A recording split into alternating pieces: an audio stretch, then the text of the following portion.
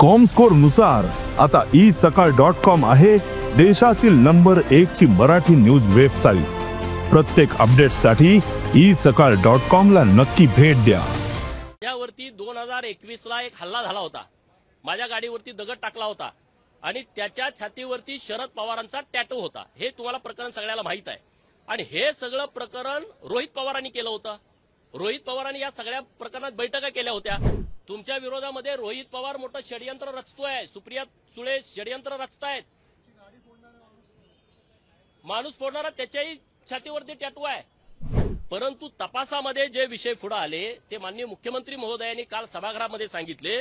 त्यामध्ये रोहित पवार, सुप्रिया सुळे आणि प्रभाकर देशमुख यांचे त्या महिलेला अनेक वेळा फोन गेलेले आहेत। त्या महिलेने जे व्हिडिओ तयार केले ते ह्यांच्याकडे आले आणि मगच त्यांनी ओके व्हिडिओ व्यवस्थित आहे, बदनामीकारक आहे, मग तुम्ही सोडा अशा पद्धतीने म्हटलं। हे तपासाचा भाग आहे, आरोप नाही आहे। आणि त्यामुळे रोहित पवारांचा खरा चेहरा, पुरोगामित्वाचा खोटा बुरका पांघरून हे जे पवार घर बसलंय त्या बुरख्या फाडण्याचं काम माननीय देवाभाऊनी काल केलेलं आहे। रोहित पवारांना या गुन्ह्यामध्ये सहआरोपी करण्याची आवश्यकता आहे। मी सरकारकडे मागणी करतो। सुप्रिया सुळे काल वेगळं त्या मीडियामध्ये बोलत होत्या की आमचा संबंध नाही, ते आम्हाला भेटलेच नाहीत। फोनवर भेटत नसतं, फोनवर बोलत असतात, फोनवर भेटायचा काही संबंध येत नसतो। व्हिडिओ व्हॉट्सअपवरती येतात, त्याला काही भेटायची आवश्यकता नाही। महाराष्ट्राला खोळ्यात काढायचे धंदे तुम्ही सगळ्यांनी बंद करा।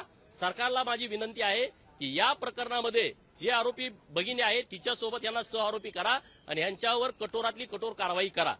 परवाच्या रात्री मला एक अधिकारी भेटला आणि त्यांनी मला सांगितलं की गोपीचंद पडळकर आणि त्याचा भाऊ ब्रह्मानंद पडळकर याच्यावरती हल्ला करण्याचा एक कट रचला जातोय। मी परवाच्या दिवशी एवढा विशेष घेतला नव्हता, परंतु काल सभागृहामध्ये हे सगळे विषय ऐकल्याच्या नंतर मी या विषयामध्ये सिरियस झालो। सोलापूरमध्ये माझ्यावरती 2021 ला एक हल्ला झाला होता। माझ्या गाडीवरती दगड टाकला होता आणि त्याच्या छातीवरती शरद पवारांचा टॅटू होता। हे तुम्हाला प्रकरण सगळ्याला माहित आहे आणि हे सगळं प्रकरण रोहित पवारांनी केलं होतं। रोहित पवारांनी या सगळ्या प्रकरणात बैठका केल्या होत्या, परंतु महाविकास आघाडीचं सरकार असल्या कारणानं त्यांनी त्या प्रकरणाची नीट चौकशी केली नाही।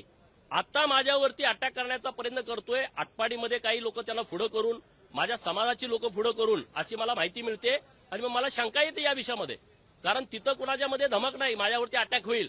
परंतु रोहित पवार सारखा गुंडगिरी प्रवृत्तीचा माणूस, ज्याच्याकडे पश्चिम महाराष्ट्रातले सगळे गुंड त्याच्याकडे आहेत, त्याच्या पदरी काम करतायत, मुकामधले आरोपी असतील, अन्य हद्दपार आरोपी असतील, सगळ्यांना आश्रय हा देत असतो आणि त्यामुळं या सगळ्या विषयामध्ये सिरियसनेसपणा आहे।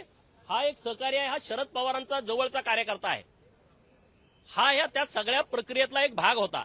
हा मला 1-1.5 वर्षापूर्वी येऊन भेटला की रोहित पवार तुमच्या विरोधामध्ये असं षडयंत्र करतोय, पण मी काय म्हटलं जाऊ दे, तो विषय त्यांचा असेल। आता जो सोलापूरमध्ये हल्ला झाला ते सगळं प्रकरण ह्याला माहित आहे।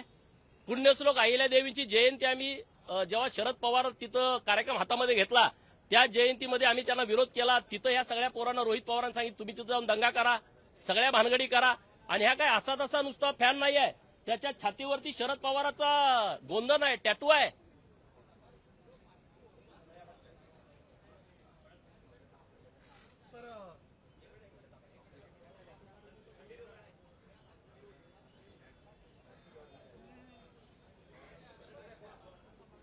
म्हणजे हे घाणेरडं काम किती सुरू आहे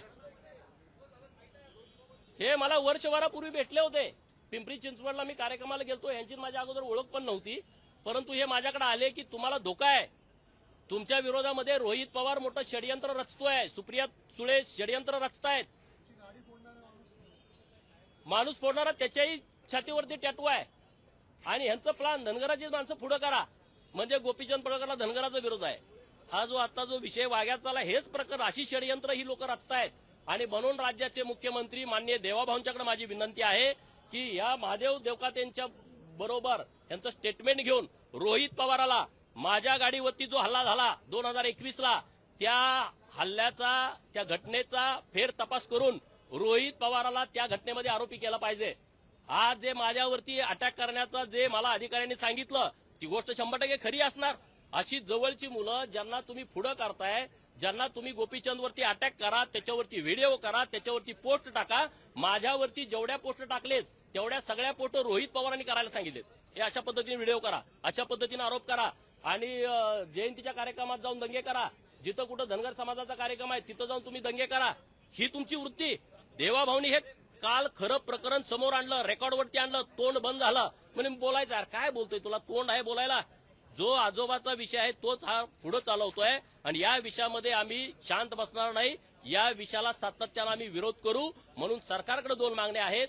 सातारच्या प्रकरणामध्ये या दोघांना सहआरोपी करा, तिघांना सहआरोपी करा, त्यांच्यावरती गुन्हा दाखल करा आणि सोलापूरमध्ये माझ्या गाडीवरती जो हल्ला झाला त्या हल्ल्याचा नीटपणे तपास करा, याचं स्टेटमेंट घ्या आणि रोहित पवाराला त्या गुन्ह्यामध्ये सहआरोपी करा. कारण महाविकास आघाडीचं सरकार होतं, त्यांनी त्यांना पाहिजे तसा तपास त्या प्रकरणाचा केलेला आहे.